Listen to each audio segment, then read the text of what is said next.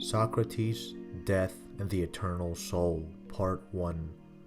Sitting in his cell, awaiting his death a few hours before his execution, Socrates is recorded to have said to the friends who were visiting him at the time, quote, "I am afraid that other people do not realize that the one aim of those who practice philosophy in the proper manner is to practice for dying and death.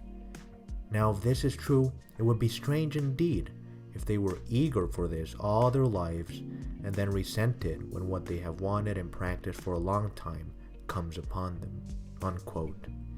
As it appears in one of his dialogues, the Phaedo, Socrates was quite optimistic about bodily death, and in fact claimed it to have been the one thing he desired most throughout his life. It might strike many of you as odd that Socrates, the one true paragon of truth and rationality, founded this shocking optimism towards death on his conviction of the existence of an eternal soul. As commonly discarded as ideas of the soul are in the secular era that we live in, it should really give us some pause that the intellectual granddaddy of Western civilization had quite a lot to say about the topic, and a handful of compelling arguments to back his assertions up.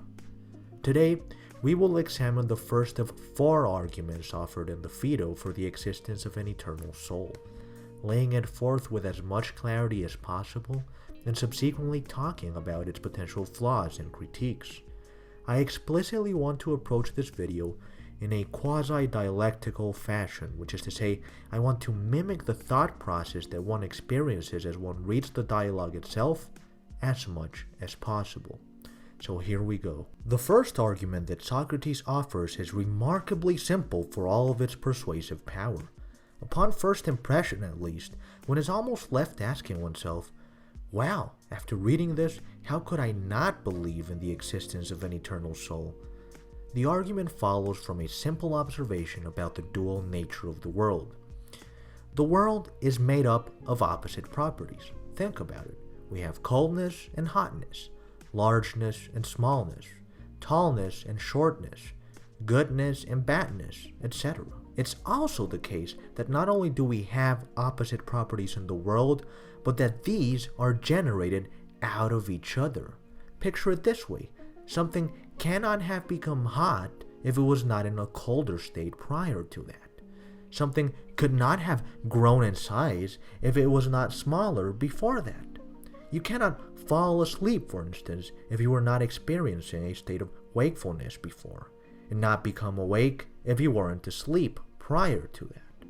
This cycle of opposites, recurrently generating out of each other, seems to be intrinsic to the nature of the world. So Socrates poses the following question. Why should the opposites of life and death be any different? Why should they be the exception to the rule? If life and death are susceptible to the aforementioned cyclical process, then it would follow that just as all beings that are at some point alive go to the world of the dead, all those that are in the world of the dead also come to the world of life. Life comes from death just as death comes from life. The soul must therefore have existed before it inhabited our body and will continue to exist after we suffer material death. Consider an alternative possibility. Imagine that life and death were in fact the exception to this rule.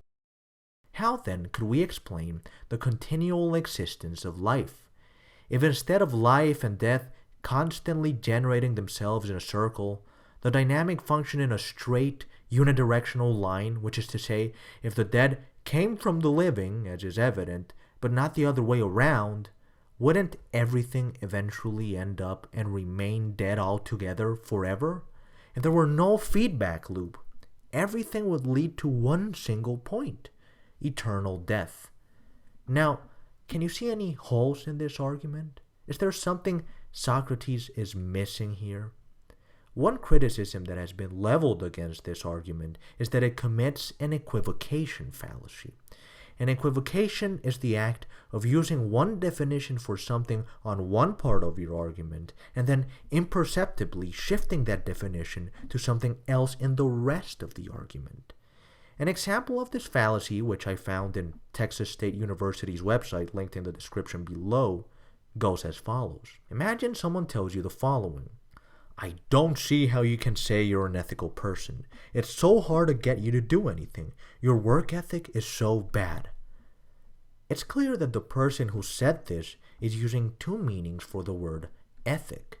In the first portion of the sentence, he is referring to ethics in the moral sense of right and wrong, whereas in the second portion, he's referring to work ethic or having discipline.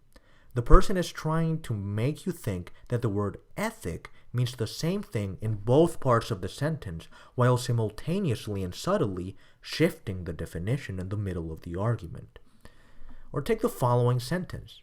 Imagine someone tells you, sure, philosophy helps you argue better, but do we really need to encourage people to argue? There's enough hostility in this world already. Similar to the first example, this case utilizes two definitions of the word argue.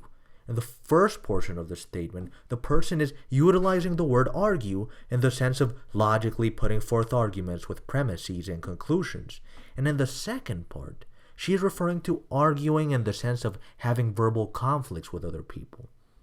Having illustrated the fallacy of equivocation, we can now proceed to explain how it is that Socrates is accused by many of committing it with the word opposite. If you take a look at how the argument begins, it starts by asking you to accept a premise that you consider a fact of the world. The first premise is that the world is made up of opposite properties.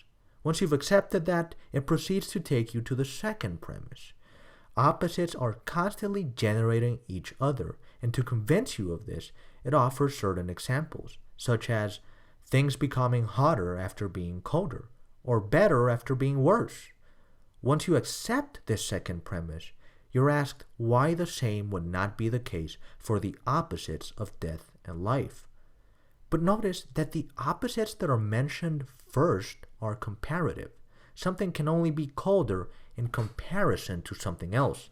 Not absolutely. There is no absolute definition of cold. In a similar manner, something cannot be tall in an absolute sense, but only in relation to something shorter.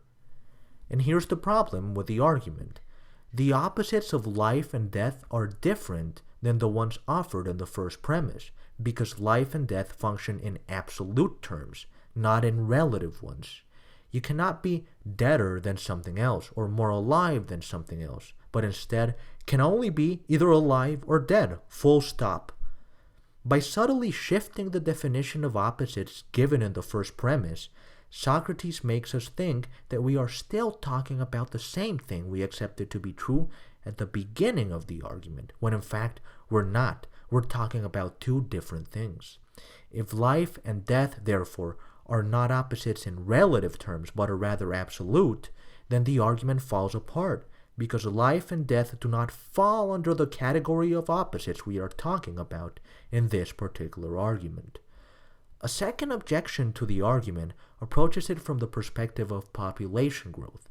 If we are generous enough to Socrates to grant him that souls are eternal and participate in the cycle of going to the realm of the dead and returning, how do new souls come into existence? Global population numbers have been steadily increasing since Socrates' time, and each one of those numbers has, in theory, a soul.